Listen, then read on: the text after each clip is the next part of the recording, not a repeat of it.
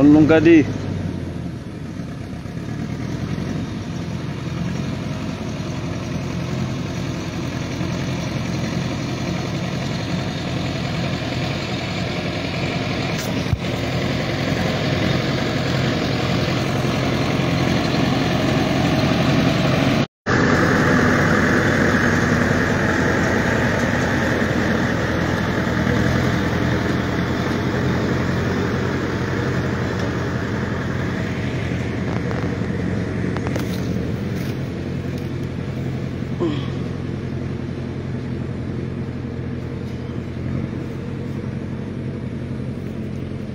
Jamme kisemom mi salmini on Allah ɓeydi jam e moɗon l'enfant de Timbi a salminama. C'est quoi ton objectif? C'est quoi ton intention mon gars? Yaltingol o vidéo mo mi yewti ñande mi iwi Timbi mi fotti e sukaɓe ɓe waɗi lan interview ɓe bogimo mi wowli kadi e pular miɗo landima l'enfant de Timbi ene wona pular mi wowli ɗon kira sikkude mbiyano asarne manji ɗi wadno ɗon ni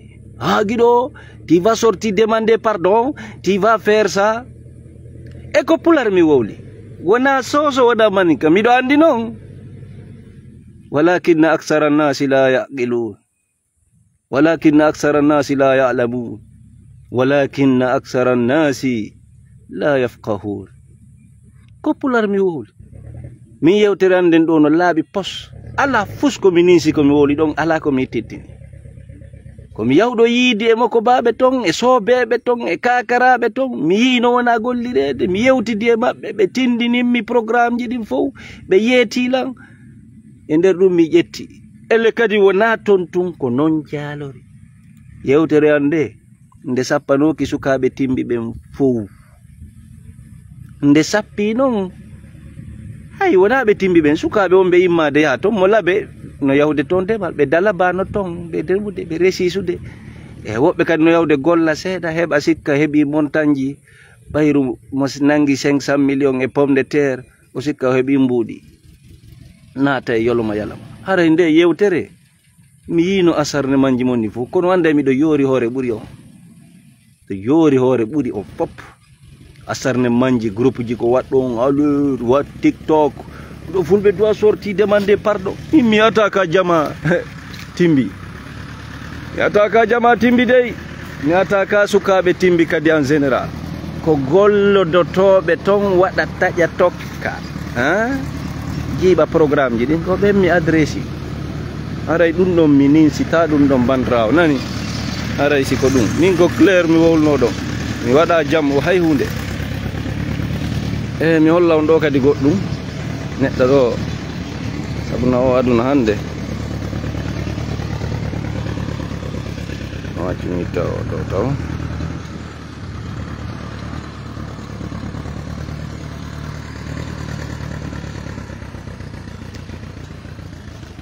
voilà ene ɗon andi oɗo o wonɗo ka sengo nano ɗo mi anda si ɗon andi o wonɗo ka sengo nano ɗo cimotta photo makko go fiyo gandu mo moƴƴa yeeto on goɗɗum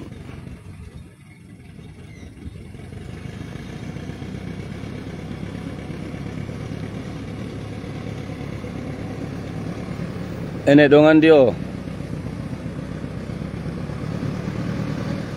oɗo o ɗon andi mo o mo waɗi photo mum ɗon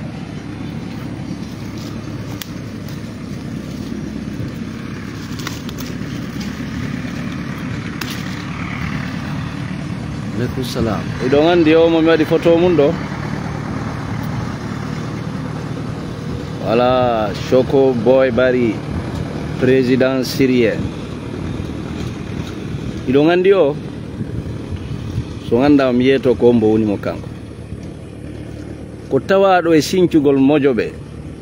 dartagol laamu Bachar al-Assad mojoɓe no wawi wonde min mi jaɓa koɗe tuuma kon ko sincuɓe fi dartagol woɓɓe jammiɓe tero ko yimɓe ɓe wiyata ko ko ɓeɗo cippiri ha hande hetti laamu ngun siri oɗo noon sengo diina ko salafiyanko wahabiya sunit ko ɗum ɗon o jokki iɗon andi noon laaminoɓe ton ɓen ko les alawit Bachar al-Assad e kala ko jokki ko alawit ɓe laamino ton o noon o ari kalam e hoore doole e hoore ko wiyete kon cabbi o liyeyo eto o ɗaha o ɗabba hakkunde makko e ɓiɓɓe siriɓen waɗa réconciliation dara no famodiri haysi ko penale wowla kono andi kamɓe wona ɗum ko wiyete salafiya wahabiya jogiɓe ɗin fikraji fof kala ka ɓe heɓi doole mo wona e ko ɓe woni kon wonata e jam o ko yimmiɗo yani e alawit ɓe leydi ndin ton re'i ɗum dolle dolle wari dolle dolle go mi fenanta joni ɗum ɗon yonali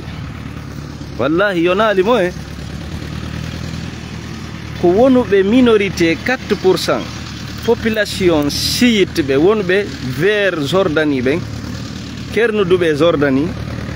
ko ɓen kadi o ƴetti ɗo groupe milice ɗum yahugol re'a ɓen kadi Allah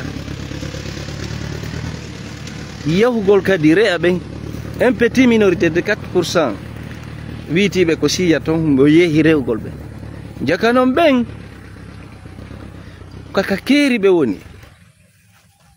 ko ɓuri ɓe ɓadorde ko Jordanie e kernidi kadi e Israël région hum maɓɓe ko e jaka noon ɓen